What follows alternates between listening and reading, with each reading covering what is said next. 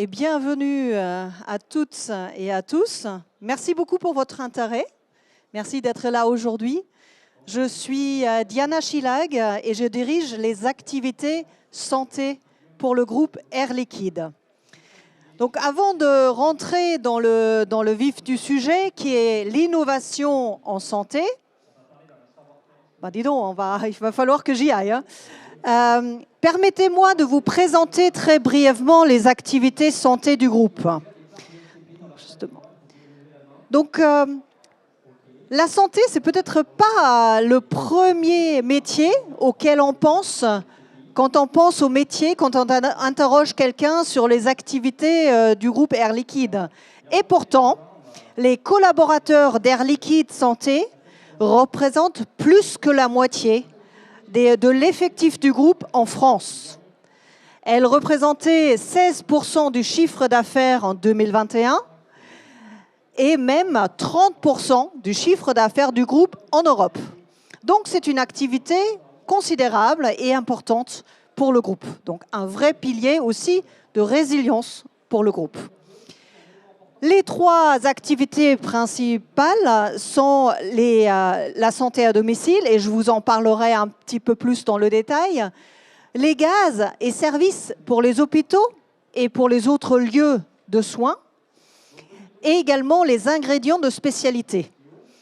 Vous vous souvenez peut-être que pendant ces 2 années de Covid, le groupe a fait des contributions exceptionnelles pour lutter contre la pandémie, avec notamment notre filiale Air Liquide Medical System qui produit des ventilateurs. Et le gouvernement français nous a demandé d'en produire 10 000 en 2 mois, là où normalement on produit une centaine dans une année. Donc c'était un enjeu très important. La deuxième très grande contribution, c'était de livrer et fournir de l'oxygène dans le monde entier. Et ça reste. Aujourd'hui, l'oxygène, c'est le premier traitement contre la pandémie du Covid. On administre de l'oxygène aux patients et ça change la donne. Et on a réussi à livrer au fin fond de l'Amazonie, en Inde, en Tunisie. Je pense que vous avez tous suivi les pays qui étaient sous forte contrainte. Donc c'est une vraie fierté pour le groupe. Et on est aujourd'hui donc un acteur toujours très embarqué et présent à l'hôpital, comme à domicile. Et d'ailleurs, c'est sur la santé à domicile que j'ai envie de se focaliser aujourd'hui avec vous. C'est un métier qui est tourné patient. Le patient est au cœur de notre activité. Et cette activité, elle a une contribution très très forte, positive, sur la prise en charge des patients et leur qualité de vie. Et ça, c'est la vraie différenciation par rapport à beaucoup d'autres acteurs dans la santé. Donc maintenant, regardons en quoi consiste ce métier de santé à domicile.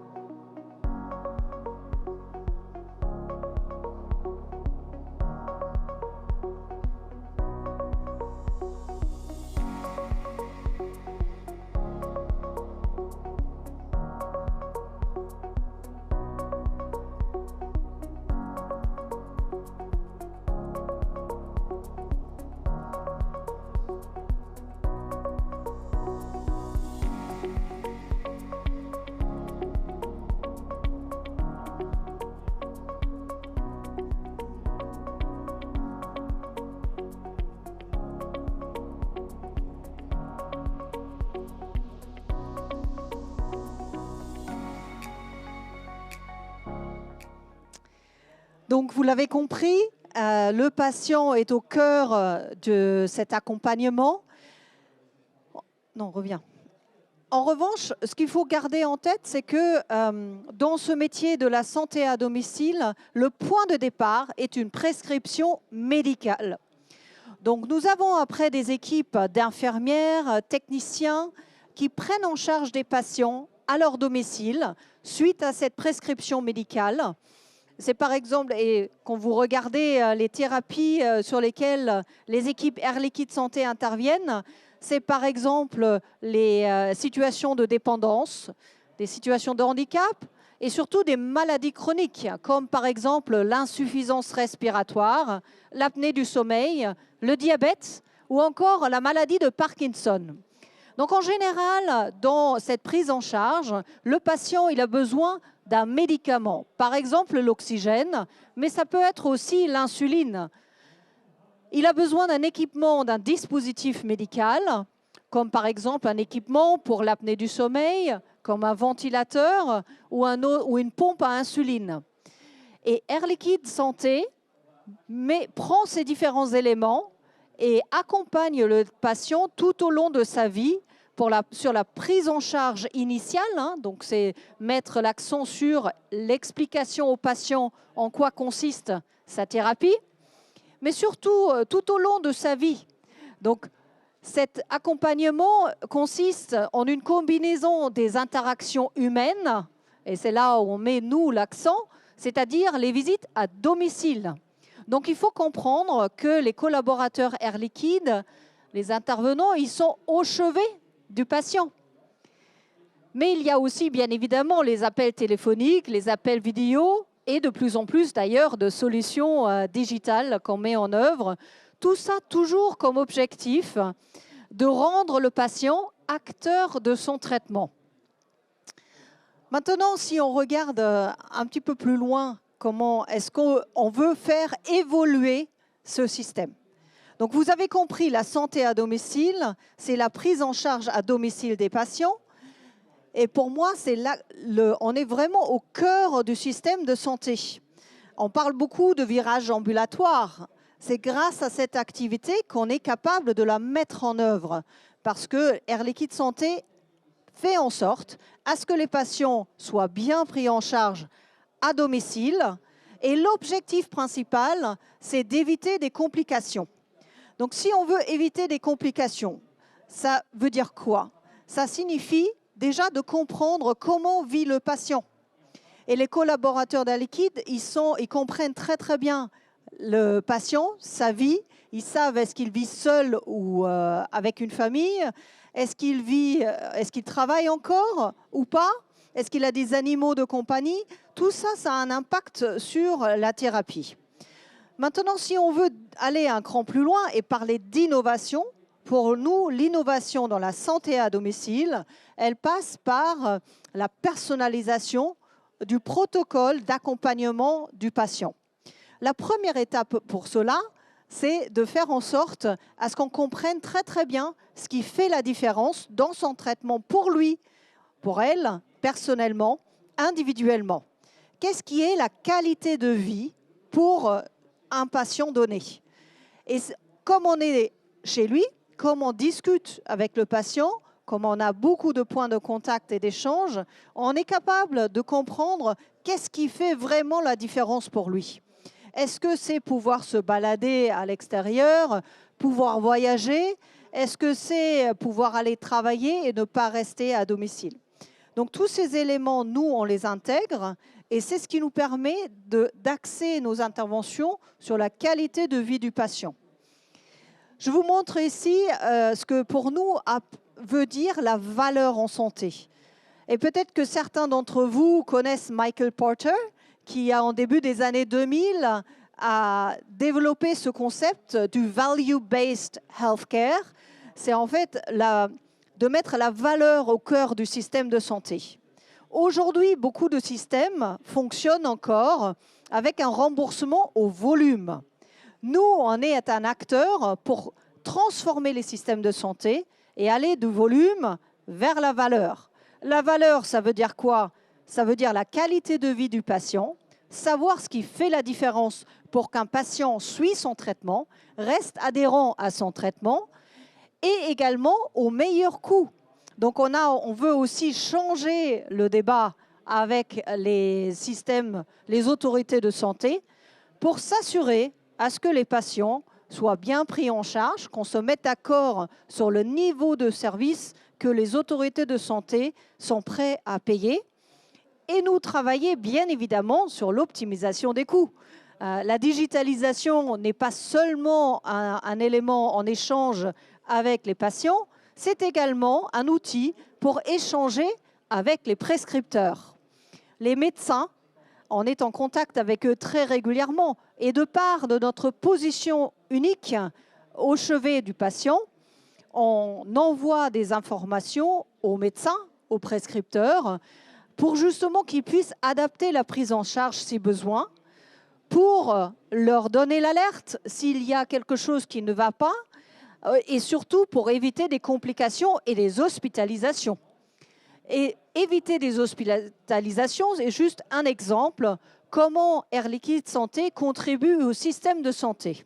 Si on arrive par une bonne prise en charge des patients à domicile à éviter les hospitalisations, c'est toute la société, c'est tout le système de santé qui gagne, qui retrouve son bénéfice.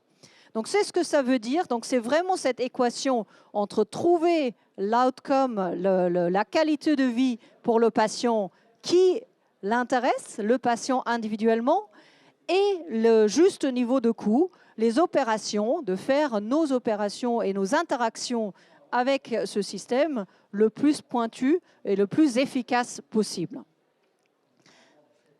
Maintenant, si je veux aller au-delà, donc ça c'est la personnalisation de la prise en charge des patients qui est absolument cruciale, mais au-delà de ça, nous menons également des innovations qui vont bien au-delà de juste la personnalisation.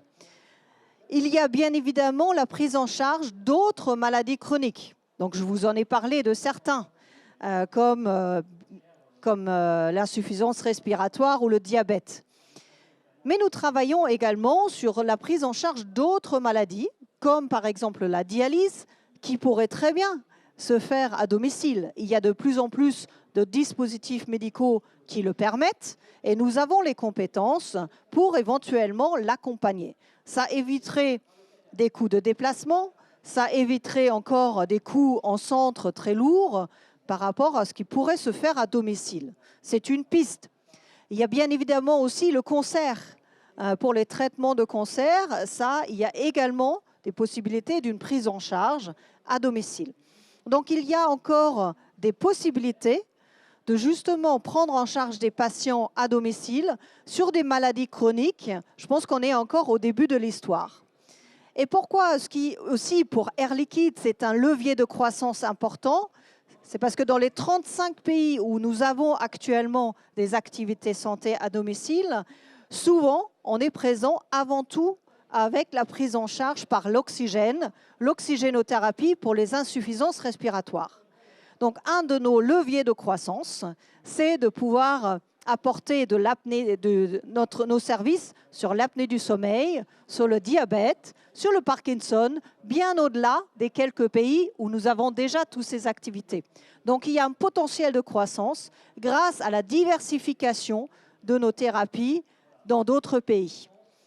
Il y a bien évidemment une opportunité qui est liée au fait que les systèmes de santé dans beaucoup de pays sont en train de se structurer et de se renforcer et de se mettre en place.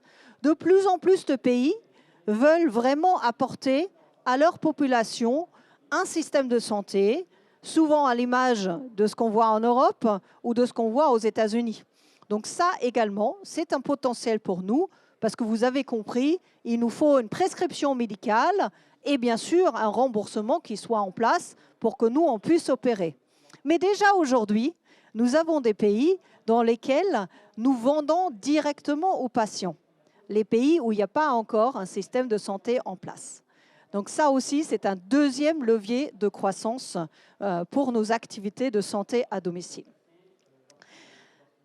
Toutes ces innovations, dont aussi la digitalisation pour la personnalisation de la prise en charge des patients, les données des patients, avec toute l'exigence d'un grand groupe international, où justement la gestion et le traitement des données, pas seulement personnelles, mais des données de santé, est une priorité absolue. Mais dans ce monde où la donnée autour de la santé devient de plus en plus cruciale, et le juste partage de cette donnée de santé, pour moi, là, c'est aussi un vecteur de croissance. Je pense que là-dessus, il va y avoir encore beaucoup de progrès qui vont être faits. Pour moi, c'est aussi un monde de partenariat.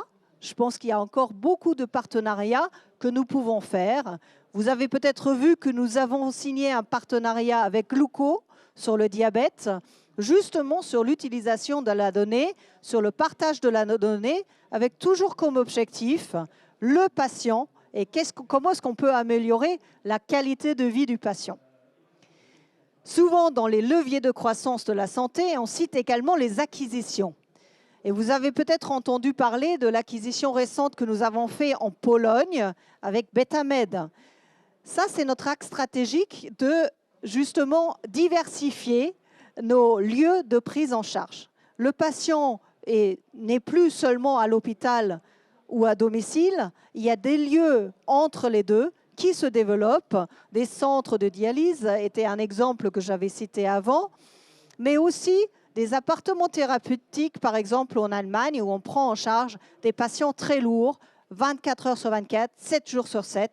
Et ça aussi, pour le système de santé, c'est moins cher. C'est l'optimisation des coûts pour le système de santé. Et d'ailleurs, nous, en tant que citoyens, c'est l'avantage pour le médecin parce qu'il a la tranquillité d'esprit que nous prenons en charge les patients et nous l'alertons quand besoin est. Et bien évidemment, je finis par le patient qui trouve son intérêt parce qu'on s'adapte à lui, parce qu'on trouve le service qui est le juste pour sa qualité de vie et parce que pour moi, in fine, donc on a une grosse contribution à la transformation des santé. C'est pour ça d'ailleurs qu'on a choisi de nous donner comme thème « Changer la santé avec vous ». Merci beaucoup pour votre intérêt.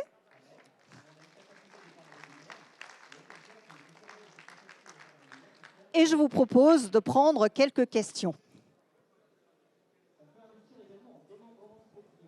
Bonjour, merci pour la présentation. Je vais avoir une question par rapport effectivement au levier économique identifié. C'est de savoir si, comme vous le disiez, il y a une prise en charge qui est de plus en plus à domicile.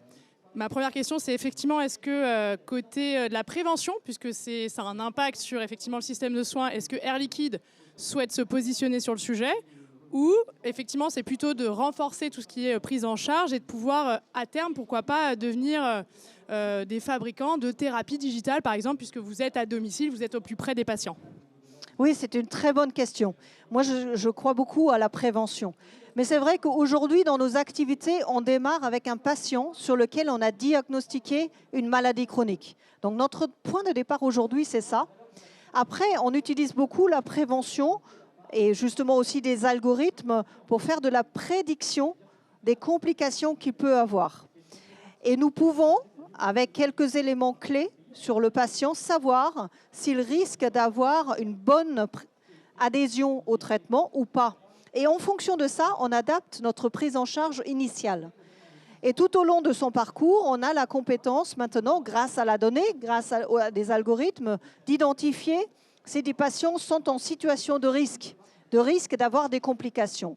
Donc sur la prise en charge des patients chroniques, oui, on utilise la prédiction, j'ai envie de dire, de prédire des complications ou des difficultés. Maintenant, pour aller en amont et faire de la prévention, c'est une bonne idée, c'est encore une piste à creuser. Est-ce qu'il y a peut-être une autre question pour vous? Ça y est, c'est l'occasion.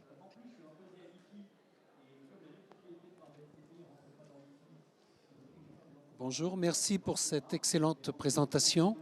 Mais il y a quelque chose que je comprends mal là. Quand vous dites « je m'occupe du traitement », etc., moi je vous voyais seulement vendeur de bouteilles de gaz, exécutant d'une prescription médicale de quelqu'un. Et là, j'ai l'impression d'avoir quelqu'un qui est médecin, quelqu'un qui prend en charge le patient. Non, vous avez tout à fait raison, hein, c'est méconnu. C'est pour ça qu'on a choisi de vous parler justement de ce beau métier qui est passionnant, je trouve. En effet, on a des compétences médicales au sein d'Air Liquide Santé, des infirmières, des ingénieurs, des techniciens, parce que c'est quand même un métier technique également, et bien sûr aussi des économistes de santé pour prévoir l'avenir. Pour être très clair, on va bien au-delà de la simple livraison d'un équipement médical ou d'une bouteille d'oxygène. Pour nous, le métier, et c'est la façon de laquelle mes collaborateurs le disent et le vivent, eux, ils sont au chevet des patients et ils voient ce qui se passe. Et leur rôle, c'est d'alerter le patient lui-même, de le former en continu. Ce n'est pas juste une livraison et puis ils repartent, mais c'est de suivre le patient tout au long de sa maladie chronique qui peut durer pendant 10, 15, 20 ans. Et donc de s'assurer à ce que la qualité soit la juste, bien sûr pas une décision tout seul par nous, mais avec le médecin. Donc oui, il y a prescription médicale qui d'ailleurs doit être renouvelée régulièrement, mais le vrai plus, c'est pour ça que je dis on est au pivot, c'est un rôle vraiment clé dans le système de santé, souvent méconnu, mais c'est bien plus large que la simple fourniture.